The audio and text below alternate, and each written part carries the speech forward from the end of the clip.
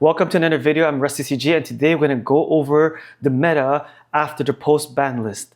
I'm very excited to go over the last regionals this weekend in Bristol, and there's a lot of interesting facts that we need to put in place. We're going to go over if Bandai did a good job at the ban list or it was a big mistake.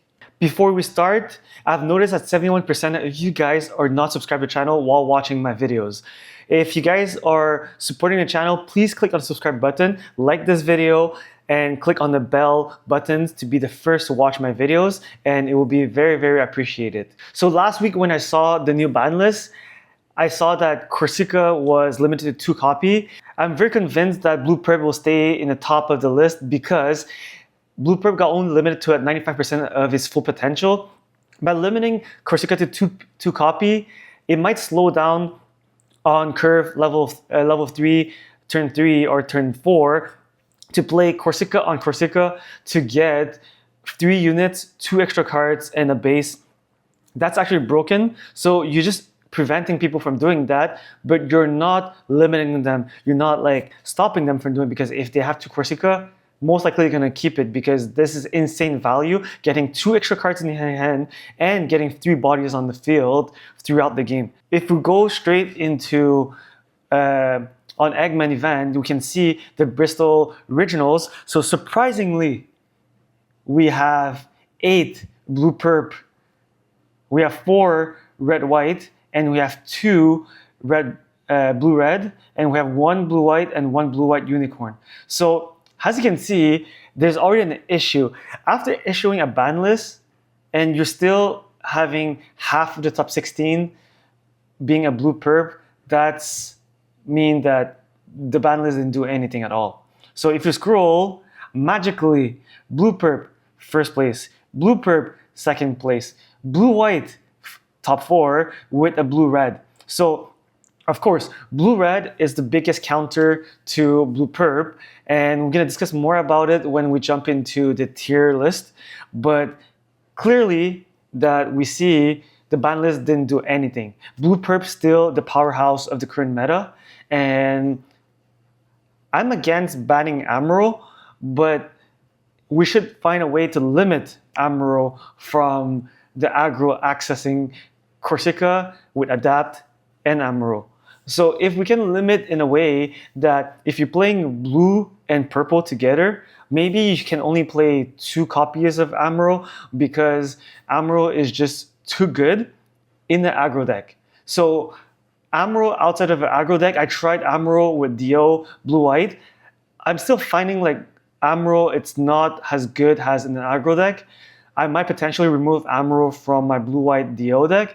I'm gonna go more in depth with Blue White in the near future videos, but Amuro is just insane for Blue Purple and any other aggro deck.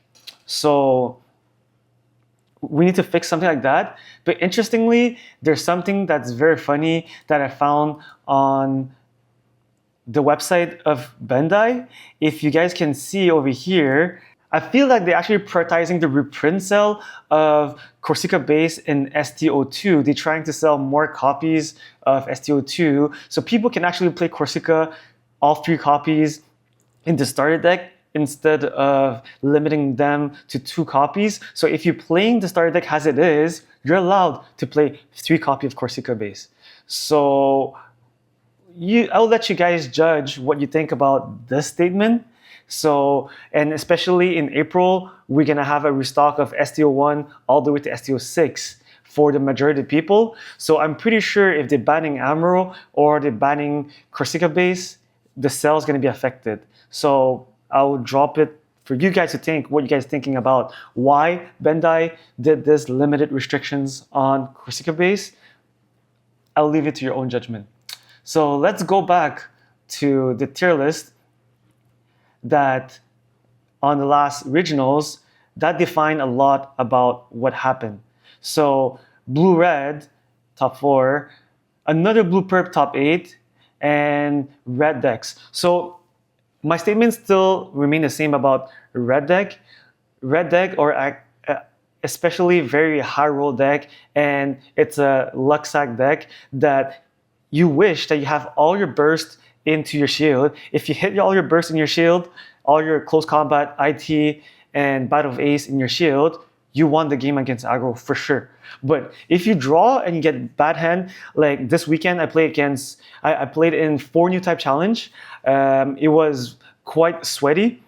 And I played against so many red-white, red-blue deck. And if they brick on having all their high cost level in their hand, they lost. I think I won a game that the guy didn't play anything. He Battle of Ace on my weenie.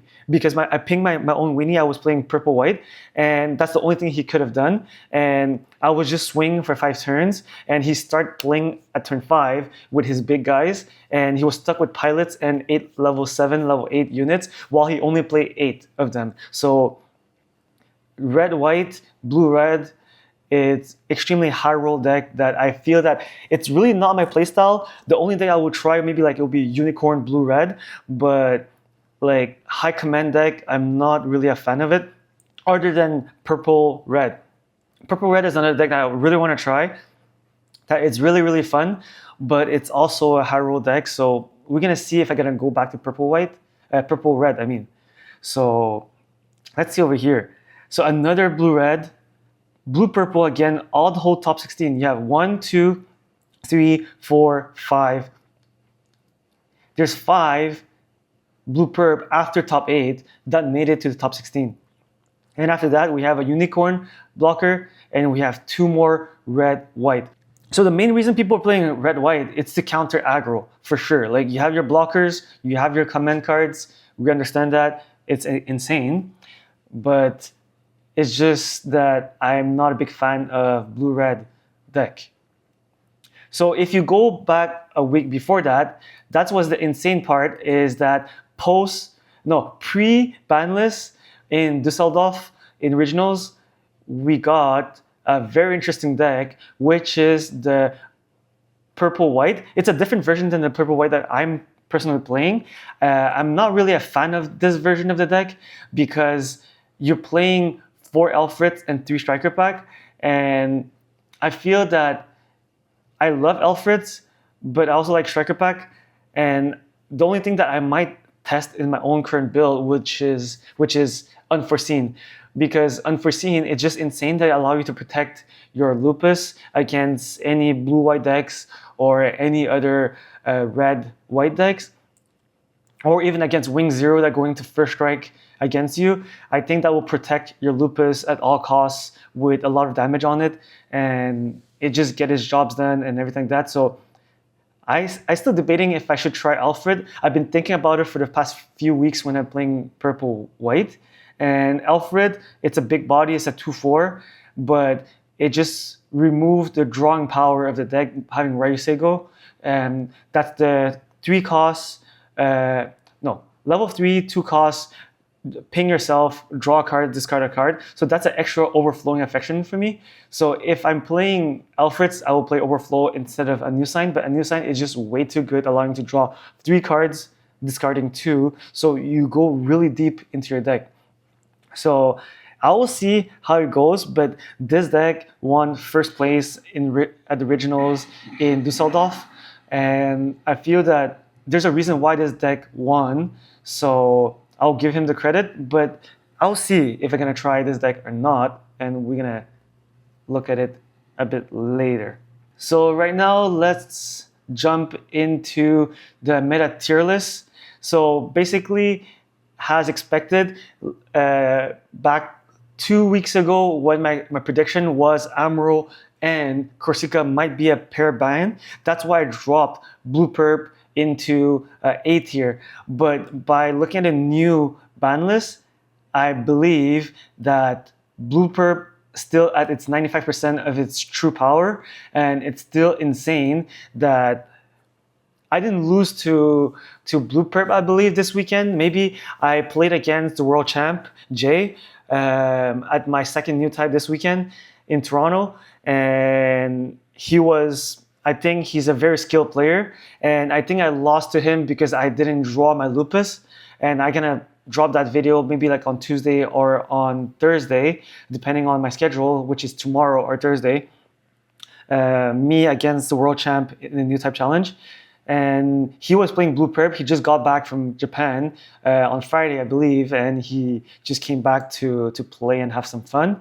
And he told me that was the last time he would be playing Blue Perp. I'm not sure if that's true, but yeah. So I'm bringing back Blue Perp. Has a tier S deck. It's basically the deck. Nothing changed to the deck, so it's still maintaining a tier S. And I believe that green white lost its power. I don't think green white it's as good as before due to the current meta full of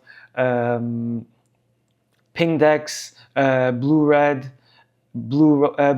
unicorn and blue red Cassatria. So all of those decks are actually tier S right now at the moment. So I'll bump Wing Zero to a tier A. It's still a very consistent deck, but I don't think it's as good as before. But it's still a very good deck. There's still a lot of opportunity with this deck, so it is what it is.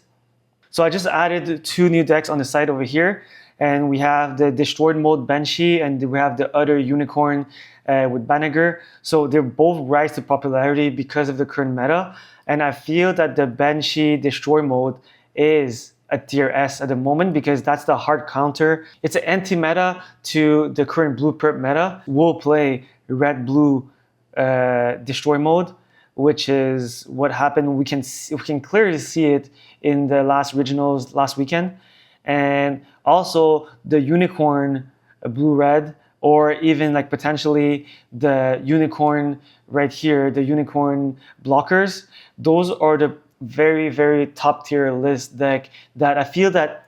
So if you're playing any tier S or tier A deck, and if you're a skilled player, you have a high chance of winning also, because we are possibly being in a rock, paper, scissors meta that, let's say, if you're playing against a hard red deck against an aggro deck, and if you're high rolling the deck, most likely you'll be able to beat a blue perp on curve if you get all your command cards on time and all your blockers. And for example, if you're playing blue-white, and you're playing against a green-white will win most likely against a blue-white deck until they reach DO, which is level 7. And if you drop your Wing Zero and you get your stuff, if you don't want to gas, a green-white might beat blue-white if they don't have too much card advantage. But if you drag the game too long, green-white will lose to blue-white.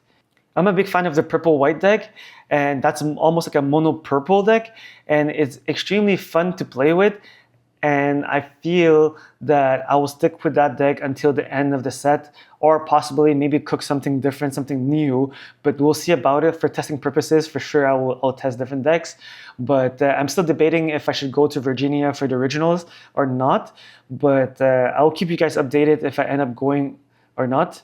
So also there's 2 potential decks that are going to be added to the tier list, which is the purple-red aggro. I think that will possibly be tier A, and also the purple-white seed.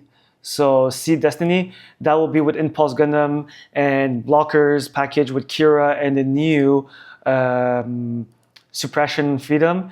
I think that deck will be good, but until GDO 4 comes out, we're gonna have more in-depth practice, and I'll potentially print some proxies to make the Destiny blockers deck in the purple-white because I'm a Seed fan.